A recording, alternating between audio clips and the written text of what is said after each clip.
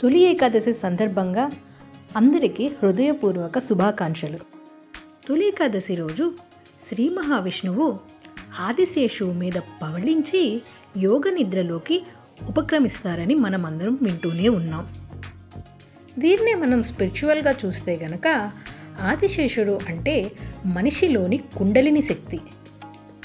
అంటే ఈ తొలి ఏకాదశి నుంచి కూడా మనిషిలోని కుండలిని శక్తిని స్పిరిచువల్గా అవాకన్ చేయడానికి సాధన చేయటం కోసం మంచి సమయంగా చెప్తారు. ఇప్పటి నుంచి స్పిరిచువల్ ఎన్లైట్మెంట్ కోసం మనం చేసే ప్రాక్టీసెస్ ఏవైనా కూడా సిద్ధి పొందటానికి చాలా సులువుగా ఉంటుందని చెప్తుంటారు. ఇంకా అట్మాస్ఫియర్, క్లైమేటిక్ చేంజెస్ గురించి మాట్లాడుకుంటే వైకుంఠ ఏకాదశి నాడు ఉత్తరాయణం ప్రారంభించిన సూర్యభగవానుడు ఈ తులేకాదశితో ఆయన గమనాన్ని మార్చుకుని దక్షిణాయనంలోకి ప్రవేశిస్తారు.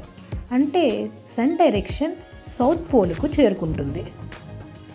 పౌరాణికాల విషయానికొస్తే సూర్యవంశ రాజైన మాంధాత ఒకసారి తన రాజ్యంలో ఏర్పడిన కరువుని నిర్మూలించటం కోసం ఎన్నో యాగాలు చేశారు.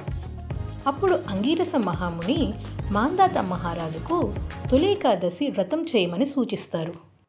అంగీరసుల వారి సలహా మేరకు మాంధాత మహారాజు ఏకాదశి వ్రతాన్ని చేపట్టి దిగ్విజయంగా పూర్తి చేస్తారు. వ్రతం పూర్తయ్యేసరికి రాజ్యంలో చక్కగా వర్షాలు పడి కరువు కాటకాలు నిర్మూలింపబడ్డాయి. అప్పటి నుంచి మన రైతులు కూడా తొలి ఏకాదశి రోజు పూజలు నిర్వహించి సకాలంలో వర్షాలు కురిసి తమ పంటలు చక్కగా చేతికి అందాలని కోరుకుంటూ ప్రత్యేకమైన పూజలు నిర్వహిస్తారు.